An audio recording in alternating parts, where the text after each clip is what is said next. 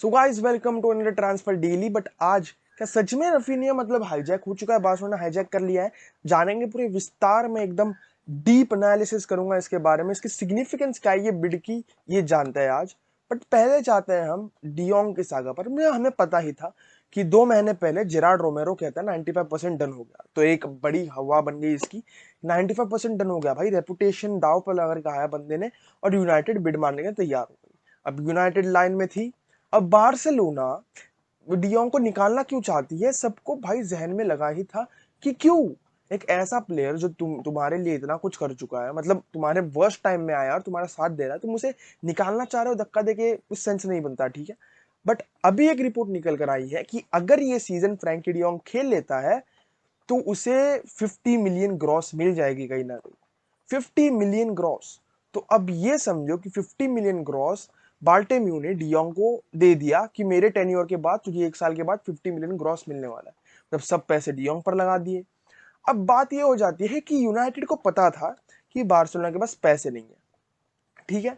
तो वो अपनी बिड मारे जा रही है, मतलब 65 मिलियन, और हमारे पास भी इतने पैसे नहीं थे कि हम दूसरे क्लब्स को बोल सके कि हमारे प्लेयर इतने मार्केट वैल्यू के 40 मिलियन के, तो हमें 40 या 45 मिलियन चाहिए। नहीं, वो 30 मिलियन देते थे और 30 मिलियन में प्लेयर लेके जाते थे। ऐसा हमारे साथ हुआ है, ठीक है, क्योंकि हमारे पास पैसे नहीं थे because of the financial situation Barcelona face कर रही है। अब अचानक से बार्सिलोना के पास पैसे आ जाते हैं, ठीक है, मतलब ये जो लेवर्स खुलते हैं, बार्सिलोना के पास पैसे आ गए। अब बार्सिलोना जाती है रफीना के पीछे। बार्सिलोना का टारगेट था रफीना, क्योंकि डेम्बेले डेम्बेले पर भी आएंगे, बट डेम्बेले जाने वाला था, जिसका कॉन्ट्रैक्ट खत्म हो चुका है बार्सिलोना के साथ। अभी एक बेसिकली एक फ्री एजेंट है। तो यहां पर होता है कि बार्सिलोना रफीना के पीछे आती है, न्यूज आती है कि रफीना के पीछे बार्सिलोना जाने वाली है, और उसका एजेंट सक्रिय हो जाता है बार्सिलोना के बोर्ड मेंबर्स के साथ। अब ये जब होता है, तब आजू बाजू की टीम्स देखती है कि बार्सिलोना के पास कितने पैसे हैं, क्या है। तब तक इकोनॉमिक लेवर्स खुला नहीं था, और सब अपनी अपनी बिड लगाने लग जाती है। चेल्सी का सबसे अच्छा बिड होता है रफीना के लिए, और 70 मिलियन दे देती है।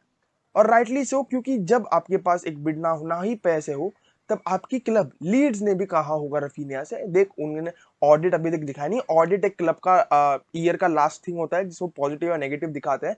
तो कल ही बार्सिलोना ने दिखाया जो पॉजिटिव में था, तो तब तक तो कुछ पता नहीं था। तो लीड्स ने कहा होगा रफीनिया ये नेगेटिव में जाने वाला है, देख वो तुझे खरीद तो लेंगे बट वो तुझे रजिस्टर नहीं कर पाएंगे, तो तू चेल्सी में चले जा। ऐसे कुछ प्रेशर बनाया होगा। बट जब आपके पास कर्जा हो और आप एक बंदे के पास जाओ, मतलब कर्जदार के पास जाओ, तो आपको एकदम सर पे बैठ कर चल जाता है। बट जब आपके पास पैसे आ जाए, आप उसका कर्जा चुका दे, फिर तू कौन मैं कौन, एकदम इज्जत से बात होती है। तो ये हो रहा है बार्सिलोना के साथ, क्योंकि अब ये हम फ्रैंकी डियोंग के केस में यूज करने वाले हैं। क्योंकि सबको लग रहा था बार्सिलोना के पास पैसे नहीं है। अब पैसे जब आ गए बार्सिलोना के पास, तो उन्होंने 70 मिलियन का बिड मार दिया। अब ये डेस्परेट बिड कहो या कुछ ऐसे डिस्ट्रैक्शन बिड कहो, ये उन्होंने मार दिया रफीनिया पर। अब इससे मैसेज क्या जाता है दूसरों को कि बार्सिलोना के पास पर्याप्त पैसे हैं और बार्सिलोना साइन कर सकती है प्लेयर्स को, अगर वो 70 मिलियन भी हो फिर भी। तो अब बार्सिलोना इसे फ्रैंकी डियोंग के केस में यूज कर सकती है। कैसे? अब जैसे कि मैंने एग्जांपल दिया वो कर्जदार वाला, तो अब हम डिमांड कर सकते हैं 85 to 90 मिलियन, और मैनचेस्टर यूनाइटेड उसे मना नहीं करेंगे, क्योंकि उन्हें पता है कि बार्सिलोना के पास पैसे आ गए हैं। तो या तो रखो या तो जाने दो, ये दो चीजें हो सकती है।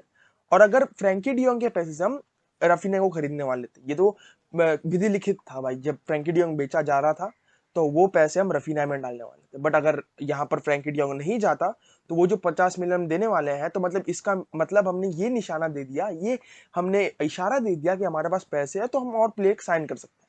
बट अब इस पे से आते हैं लेवेंडोस्की पर, क्योंकि बायन का केस पूरा अलग हो चुका है यहाँ पर। बायन पहले कह रही थी हमें 40 मिलियन दो, हम तुम्हें लेवेंडोस्की देते हैं। हमें 50 मिलियन दो, हम तुम्हें लेवेंडोस्की देते हैं। अब आ गई है 60 मिलियन पर। अब धीरे धीरे कर कर 70 मिलियन जाएगा, क्योंकि उन्होंने देखा है एक क्रिस्टियानो रोनाल्डो को 100 मिलियन में जाते हुए यूवेंटस में। अब उन्हें ये नहीं पता, वो सिचुएशन बहुत अलग थी और ये सिचुएशन अलग है। यहाँ पर लेवेंडोस्की निकलना चाहता है, वहां पर म्यूचुअल अग्रीमेंट से निकाला गया था, और यहाँ पर म्यूचुअल अग्रीमेंट नहीं हो रहा। यहाँ पर हो रहा है कि बायर्न रखना ही चाह रही है लेवेंडोस्की को, और बार्सा ने 3 ऑफिशियल बिड मारे हैं, एक 35 मिलियन, एक 40 + 5 मिलियन वाला वेरिएबल, अब एक 50 मिलियन वाला वेरिएबल में मारी है। बट यहाँ पर बायर्न रिजेक्ट करी जा रही है। और बार्सिलोना रुकी इसीलिए है कि कहीं रिश्ते ना खराब हो जाए क्लब के साथ, क्योंकि क्लब के साथ रिश्ते ना डिप्लोमेटिक होते हैं, काम से काम रखा। अभी अगले टाइम हमें कोई पसंद आ गया बायर्न का प्लेयर, हम डायरेक्ट बायर्न के पास जाएंगे ना, मतलब वो मना तो नहीं कर देंगे डायरेक्टली, बातचीत होगी। अगर यहाँ पर लेवेंडोस्की का ये सीन हो जाता है कि हम उसे 22 मिलियन दे देते हैं या 40 मिलियन दे देते हैं और वो एक्टिवेट कर देता है वो फीफा का रूल, तो 22 मिलियन देकर वो निकल जाएगा, तो यहाँ पर क्लब के रिलेशंस खराब होते हैं। और जब रिलेशंस खराब होते हैं तो आपको पता ही है क्या होता है, बहुत सारे गंदी शिटहाउजरी होती है जो नहीं चाहती कोई भी क्लब एक दूसरे में बैर रखना। जब एक प्लेयर पसंद आ जाए तो दोनों क्लब आप एक दूसरे में बात करती है। अब यहाँ पर फर्क पड़ता है ये रफीना की डील लेवेंडोस्की की डील पर, क्योंकि हमारे पास देखिए पैसे तो है बट हम प्लेयर्स रजिस्टर नहीं कर पाएंगे। अब वो क्यों? क्योंकि हमारी सैलरी कैप अभी भी सुधरी हुई नहीं है। देखिए लॉन्गले जाने वाला है टॉटनहम, जो बहुत अच्छी बात है, हमारे में से स्ट्रेन खत्म होगा और बंदा अगर वहां पर अच्छा परफॉर्म कर दिया तो हमारे पास बाय बैक क्लॉज भी होगा, सो उसका कुछ टेंशन नहीं है। बट बाकी के जो प्लेयर्स है वो पीके हो जाए, जिसे हमें 80 मिलियन देना है अभी भी, जो बार्टिमो ने क्लॉज निकाल कर रखा था। जॉर्डी अल्बा जिसे भी 40 या 50 मिलियन देने हैं, बुस्केट्स उसे भी 40-50 मिलियन देने हैं। तो आप ये समझे कि उमटीटी ये लोग सब नहीं निकलना चाह रहे हैं। इन्हें मिड टेबल टीम अप्रोच कर रही है बट इन्हें मिड टेबल टीम में नहीं जाना, इन्हें जाना है चैंपियंस लीग टीम में, जो कोई इन्हें लेने वाली नहीं। तो वहां पर जाके इन्हें खेलना है जहां पर इन्हें कोई लेना नहीं चाह रहा, और वहां पर जाकर इन्हें नहीं खेलना जहां पर इन्हें कोई लेना चाह रहा है। तो इससे हमारे क्लब के जो टीम मेंबर्स है, मतलब जो भी है ये स्क्वाड मेंबर्स है, जिनके पैसे जा रहे हैं हफ्ते हफ्ते में, वीकली, तो उनकी वजह से हमारे स्क्वाड जो वेजेस है, जो वेज स्ट्रक्चर है, वो पूरा तहस नहस हो चुका है।